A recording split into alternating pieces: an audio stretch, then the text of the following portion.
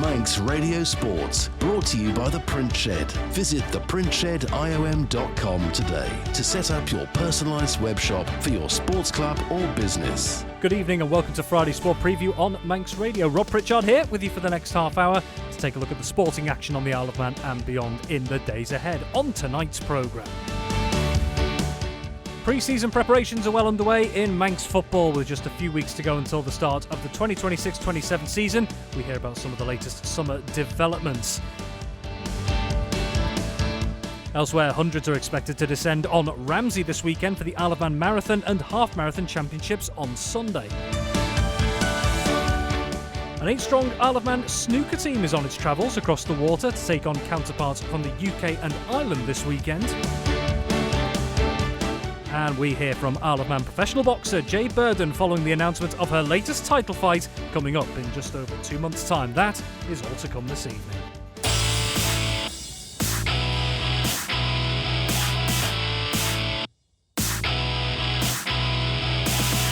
Welcome to Friday Sport Preview on Manx Radio. The time has not long gone, 6:31pm. Hope you've had a wonderful week so far, and let's hope that wonderful weather out of the window holds over the weekend.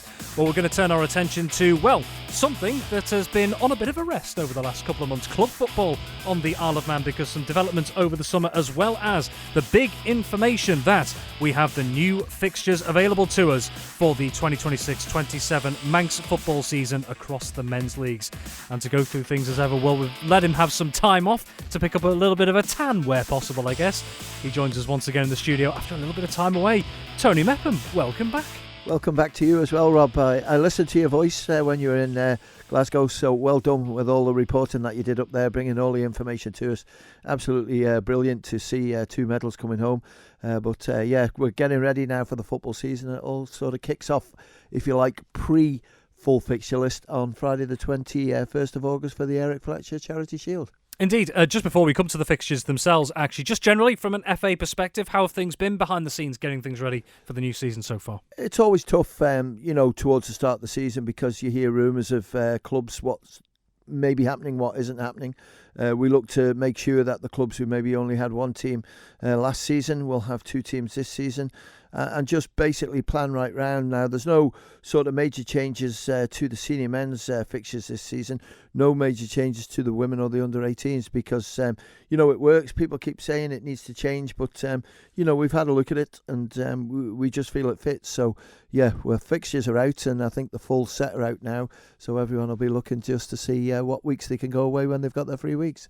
Indeed. Well, before we get to the opening week of the new league season, we'll start with, what is the traditional pre-season teaser, if you like, to come, because we've got the Eric Fletcher Charity Shield, as Tony rightly alluded to before, on Friday the 21st of August, and that's going to see the Canada Life Men's Premier League champions from last season, Peel, up against last season's ECAP FA Cup winners, Corinthians. Tony, it's a fixture that on paper at least looks like quite the statement ahead of the new season. Yeah, it always is, and I think the Eric Fletcher gives you a pointer of where it could go because it's the first chance of silverware, and Peel, the champions, Corinthians, who won the other 3 trophies, had a great season, and now you just wonder, what's going to happen with these 2 teams this season. Now, when you look at Peel, you've probably picked up that Thomas Brown is in the FC Isle of Man squad, so what his intentions are, I'm not too sure, but he's certainly a huge player for Peel Football Club. When you look, he's won the Player of the Year 2 years on the bounce and the Golden Boot. You don't want to miss out on him. There's talk of maybe 1 or 2 other guys moving on. I know there's 2 or 3 that are travelling for Peel, so Peter Kenyick's going to miss 1 or 2 players. Now for Corinthians, it's pretty well the same squad. Evan Colley will sort of play for FC Isle of Man, or he might come back into Corinthians. We'll wait and see on that one. The 1 or 2 sort of players, Ryan Nelson, he goes to America. You've got Nathan Little, who will go to America as well. So 1 or 2 players missing there. But I don't know you've picked up on Paul Jones has come into the Corinthians setup now. Steve Burns will take over as manager, and Paul Jones is in there alongside Ed Walter and also Norrie Little. So strong back line there of organised, coaches and managers for Corinthians. And Peel, they'll be looking to pick up 1 or 2 players, and there is a little bit of rumour circulating that 1 or 2 really good players could be joining them very shortly, but we won't mention them because we don't know 100%. Absolutely. We'll wait until that sort of information is confirmed. So the Eric Fletcher Charity Shield, Peel versus Corinthians, Friday, the 21st of August. 8 days later, it's the opening day of the 2026-27 Isle of Man Football League season. Now, we should caveat straight from the start that all fixtures for the opening weekend and indeed throughout the season, which have now been published, do remain subject to changes depending on various different circumstances throughout the campaign. But looking at the first weekend then, and look at the Canada Life Men's Premier League, 6 fixtures: Bratton versus St Mary's, Colby, newly promoted Division 2 champions, up against Ayr United, Corinthians versus Russian United, the defending champions start, Peel at home to Ramsey, Ramsey Youth Centre and Old Boys, promoted last season, are at home to Union Mills, and St John's United hosting Laxey. So, Tony, which fixtures maybe stand out on the opening weekend in the top flight? I think there's some big fixtures in there this season, and certainly the one I'm looking at is Corinthians against Russian, because Russian, Cameron Dudley's transferred to Corinthians, and Russian, I think, are sort of busy enough out there registering maybe 1 or 2 new players as well. So be interested to see how that goes. Peel against Ramsey. Well, Ramsey absolutely flying, because there's 2 or 3 players gone from Ayr United to Ramsey. That'll make them stronger. New management team, in there, which is great to see. Adam Hudson will be the manager, and Stephen Leese, who's coached many Ramsey players, will be there. So they'll be an improved side.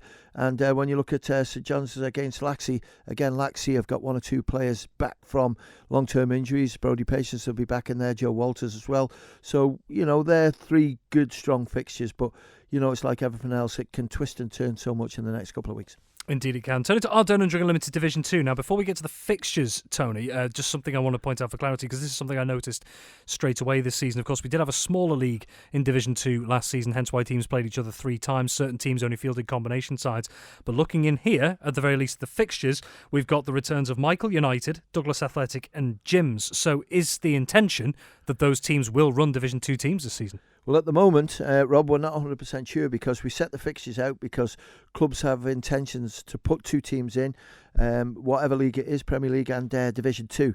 Now, this week, the FA received information from Gyms to say that Gyms and Douglas Athletic were going to join together. So the club would be called Gyms, from what I'm hearing. And, whatever Douglas Athletic sort out with the junior setup, I'm not too sure. So it's still early days, but they have released it. So the information is out there. But at the moment, it does look, it's not 100%, because, again, I asked the coach for Douglas Athletic only a few weeks ago how they were looking this year. And he said, we're hoping to have 2 teams.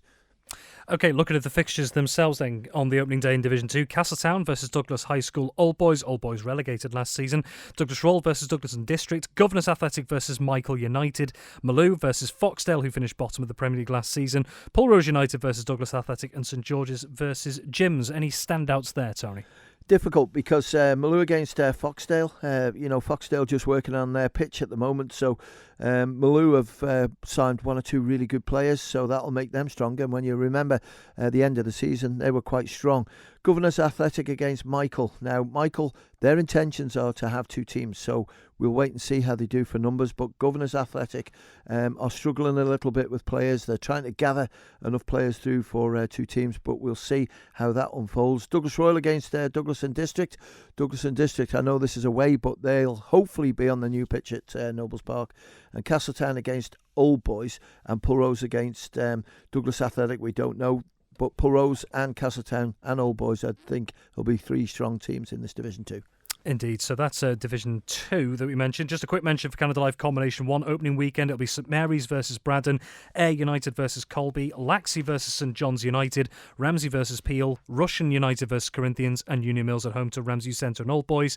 And then Ardern and Drigger Limited Combination 2. The opening weekend looks like Douglas High School Old Boys versus Castletown, Douglas and District versus Douglas Royal, Douglas Athletic versus Pulrose United, Foxdale versus Maloo, Gyms versus St George's, Michael United versus Governors Athletic. And again, just that quick caveat, and as Tony's mentioned also, may be subject to change in the coming weeks ahead of the new season. Well, Tony, just very quickly as well, we've got around a minute or so here, just a quick mention for the Women's League this season as well. How are things looking for that? There may be some changes. Yeah, there is a change. Maloo won't be in the league this season, so that's a shame. We drop one side there. Douglas and District are still looking to enter the league, but they've just got to make sure they've got enough numbers. But the rest of them, there's a few big transfers going on in there, which might be good for the game, Rob, because, one, let's pick her out, Becky Corkish, the captain of the Island side, is moving from Peel to Russian. So, with people like that moving around, it can change the football dramatically in women's football. Indeed it is. Tony, thank you very much this evening. Manx Radio Sport, brought to you by The Print Shed. Visit theprintshediom.com today to set up your personalised web shop for your sports club or business. Turning to athletics now, and the 2026 Isle of Man Marathon and Half Marathon Championships are one of the headline events in the north of the island this weekend. Both races will take place in and around Ramsey on Sunday on what is known as the Manx Northern Course. As was the case 12 months ago, the meeting, organised by Isle of Man Veteran Athletes Club, has attracted a big entry with more than 500 participants signed up across both events. It also forms the first part of the 2026 edition of a challenging endurance series coming up over the next week, as Isle of Man Athletics correspondent Dave Griffiths explains. We have two races in one, effectively. We have the marathon, which is over 2 laps of the course that starts and finishes in Ramsey. The half marathon completes one circuit of that particular course, and both races finish in the grounds of Ramsey Football Club at Ballacloan, where there's always a really good atmosphere. We've got yet another massive entry this year. We've got for the marathon, which in fact is the Isle of Man Marathon Championship event, there's 125, but the really big entry is in the half marathon, where we have 461, giving a total of 586, which is absolutely incredible across the two races. Last year we had a total of 522 finishes, so there's a chance that we could get close to that, or possibly even beat that this year. Both the marathon and the half marathon form the first part of the No Rest for the Wicked series, which is 6 races in 6 days, hence the name. And there are basically 2 leagues. There's one for the people who run the marathon on the first day, and there's another league for the people who run the half marathon on the first day. And it's calculated over aggregate time over all 6 races. But looking at the marathon initially, which is the Isle of Man Championship event, the winner for the past 2 years has been Sam Jones, who unfortunately has had injury problems this year, so he's not entered for this one. However, the women's winner for 2025 was local athlete Catherine Cubban, who is entered again, and I think she's got as good a chance as anyone, I think, of possibly retaining her title. She's a really strong athlete, especially over the longer distances. I think in the main race we have James Reed, who finished second last year, but he'll have plenty of opposition. We had David Williams, who finished third in 2025, and then there are others in the form of the likes of Dave Bignell, Tom Felton-Smith, there's Fortune Nzama, John Quay, who's a really strong marathon runner, Kevin Schimmel, Harry Wetherill, better known as a fell runner, but a really strong road runner as well. They'll all be in contention, I think. And then I think possibly challenging Catherine in the women's race, we've got visiting athlete Carmel Edwards, who actually won the half marathon in 2022, Jane Farquhar, who's just ever consistent, whether it's running or long distance walking, she's always there or thereabouts. So I think those are the main contenders probably in the marathon event. Looking at the half marathon, which starts 30 minutes after the marathon starts at 8:30 on Sunday, the half marathon starts at 9 o'clock. Both the 2025 winners are not entered this year. Corin Leeming, unfortunately, is injured at the moment, so although he's entered, he's a non-starter. So I think we're looking at, in the half marathon, the likes of Will Draper, an outstanding triathlete and who's been in great form in cycling recently. He won the race in 2021 in one of the fastest times that we've had for that event. We've got Lewis Brew, Nick Colburn, Andrew Isaac, again better known as a triathlete probably, but a very strong runner as well.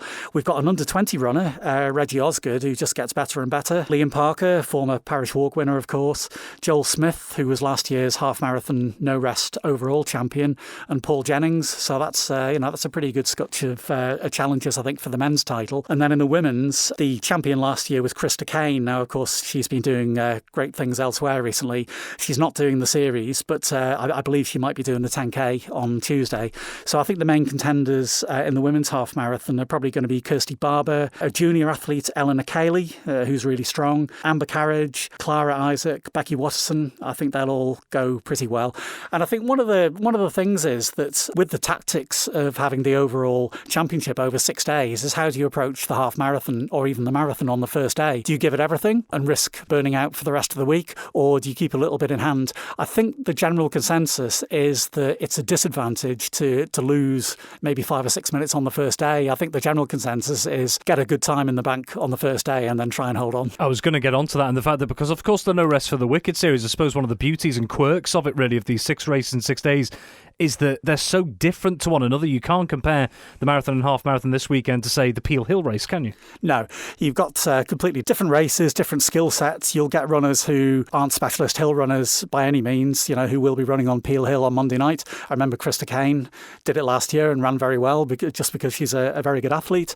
Just to give a brief overview, the races from Monday to Friday next week, they all start at 7 p.m. Monday evening, we've got the Peel Hill race organised by Western AC. Tuesday night is the Ramsey 10K organised by Northern AC, which starts and finishes at Moorag Park, and it's a 3-lap course. Then on Wednesday, we've got the Killer Mile organised by Manx Fell Runners. That goes from Marine Drive up to the mast on the top of the hill. That's done as a time trial, so you get competitors starting groups of, it's either 5 or 10. I'm not sure how it's going to be organised this year. Thursday night, we've got the Manx Harriers organised Foxdale 5, which is quite a hilly road race. And then the baton goes back to Western AC again on Friday evening for the 7-mile trail race, which starts and finishes in Peel, and it goes via St John's and Knockshary. I should just mention that entries for the marathon and half marathon have closed now. Entries for the Killer Mile, Manx Fell Runners, close on Sunday night. For the Ramsey 10K, it's Monday night. The other 3 races, the Peel Hill, the Foxdale 5 and the Peel Trail Race, are all entries on the night. Isle of Man Athletics correspondent Dave Griffiths there. So just a reminder, the 2026 Isle of Man Marathon and Half Marathon Championships taking place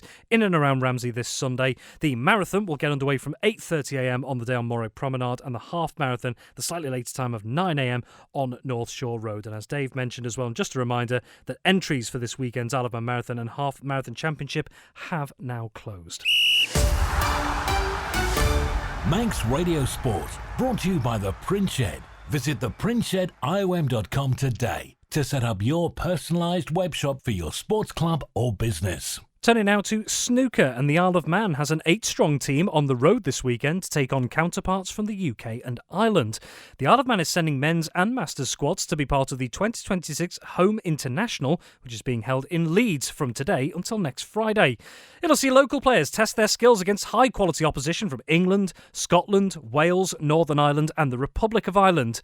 Well, this tournament remains an important part of the Manx snooker calendar, and Isle of Man team manager and men's captain Darryl Hill's been telling Manx Radio why that's the case. Well, I think obviously mainly the level of competition, obviously, because it's sort of every country or nation, tries to put their best teams forward. So it's nice to go away and compete against different players, because obviously over here you can end up obviously playing the same players quite regularly. So it's good for players to go away and see a different standard, if you like, across the board, and see obviously different styles of play as well, which is good for them to come up against. And that's the thing, is that it's not just different players and the different ways they play, but also, like you say, the standard as well of what you're going to be coming up against. How much do you, I suppose, as players and as an association, need that from time to time throughout the season? Yeah, you definitely do. Yeah, you can get into.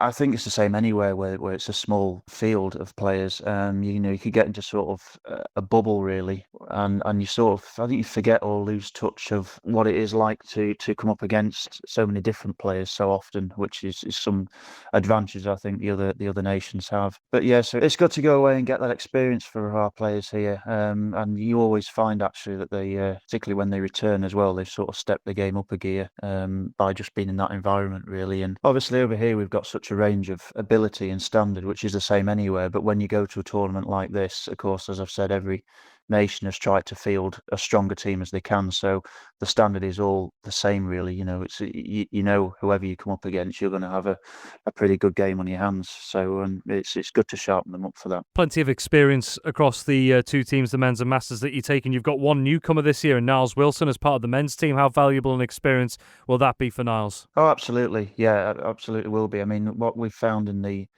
last few years, where more of our players have started to go to this tournament and gain experience, it's then allowed them to progress further than that to European and world events, and this is really a good stepping stone for that. So obviously we've got our experienced players going over, and that's great because they know the environment, they know straight away what they're going to, and they should ease themselves back into it pretty quickly in the first couple of frames hopefully. But for Niles, he's what it's all about for us really. He's had a good season, he's obviously earned his place through the rankings system, which is how the teams are selected. He's gained the chance now to represent the island at the first level basically internationally, and yeah, so we just hope obviously he's going to enjoy it. There's obviously no real expectations on him from my side. It's just to go and enjoy himself, and hopefully gives himself a good account of what he's capable of, and enjoys it, comes back hungry for more, and maybe can be then representing us further afield, in the years to come. Absolutely. And looking back 12 months ago now, the Isle of Man had a pretty positive campaign at the home internationals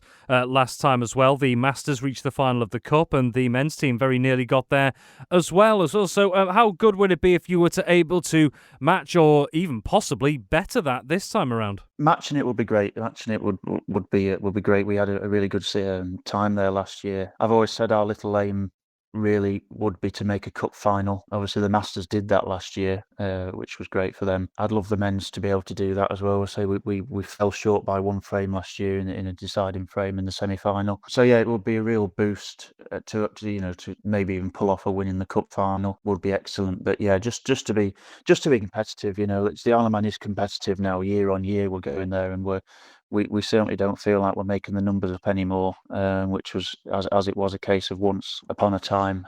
So I think the other nations have got to learn that as well in the last couple of years, that the Isle of Man is now a bit of a certainly competition for them anyway. We're not an easy walkover draw for them, and we can, if we go there and both teams we hit a bit of form, we can give any of those teams trouble. So that's what the aim is anyway. And the first match for the Isle of Man will be for the Master squad against England Day, which is getting underway shortly at 7 o'clock tonight.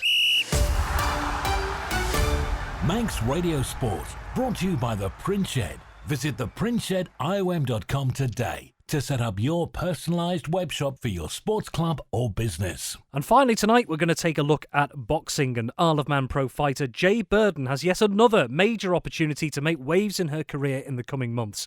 Well, having claimed her first title back in June, the Grenade is now set to face Shauna Brown for the vacant WBA Gold and IBF International Lightweight titles on Sunday the 25th of October. What's more, the showdown will be a headline fight for a show taking place at the iconic York Hall in London.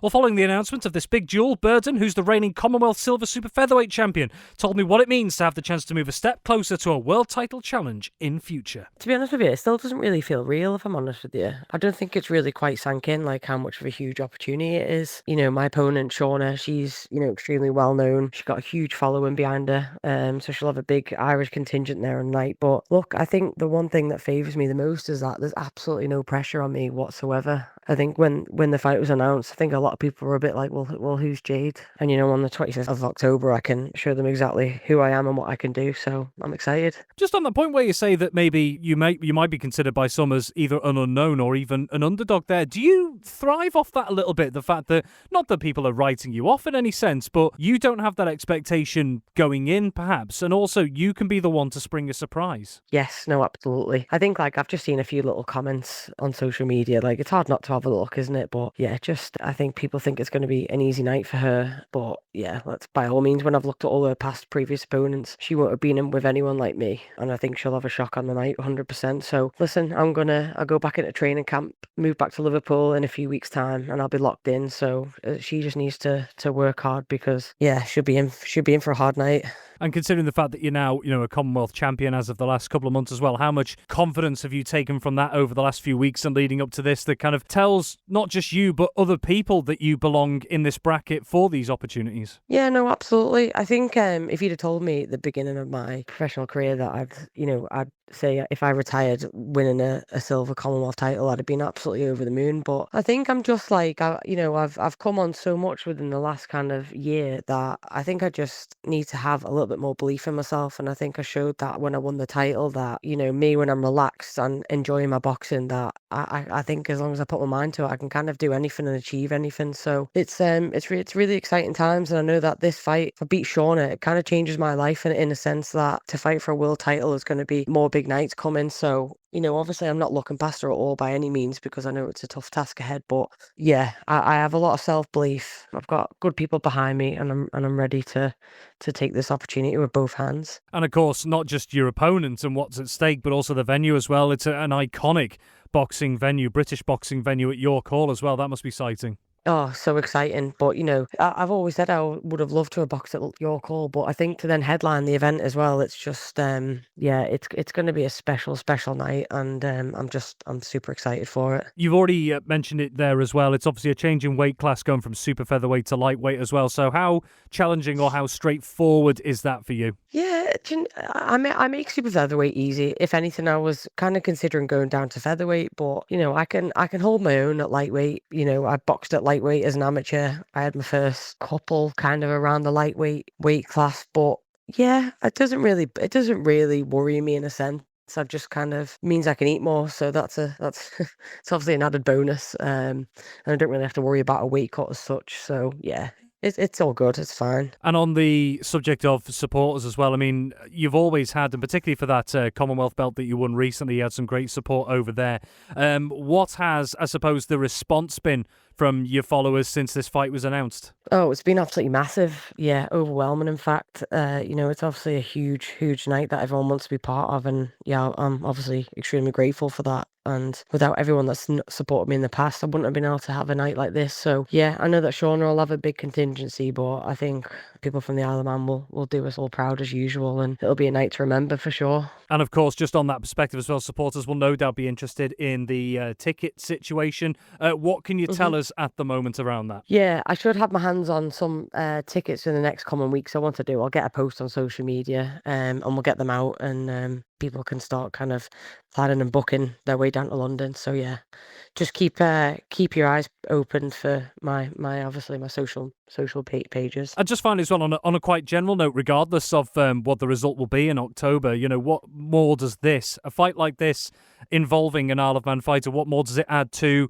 I suppose, the status of Isle of Man boxing at the moment? Yeah, it's massive. It just shows, doesn't it? Like, I think if you want to try and be the best, then, you do have to make those sacrifices, and you've got to get away, and you've got to be amongst the best, and you've kind of got to get used to feeling uncomfortable, which I have done. And I did throw it, I threw myself into it, for the Katie Smith fight, and it just showed on the night that if you put the hard work in, then you absolutely can get the results. So I'm just going to roll with it. I'll always say yes to any opportunity. I feel like I'm good enough. I believe in myself. So yeah, it's we're going in the right direction. That's the main thing. That's all we have time for on Friday Sport Preview this week. Many thanks to my guests as always. And don't forget, if you want to catch up on anything you may have missed on tonight's programme, it will be available as a podcast later this evening at manxradio.com. All that's left for me to say is have a wonderful Friday and a wonderful weekend as well. Until next time, bye for now.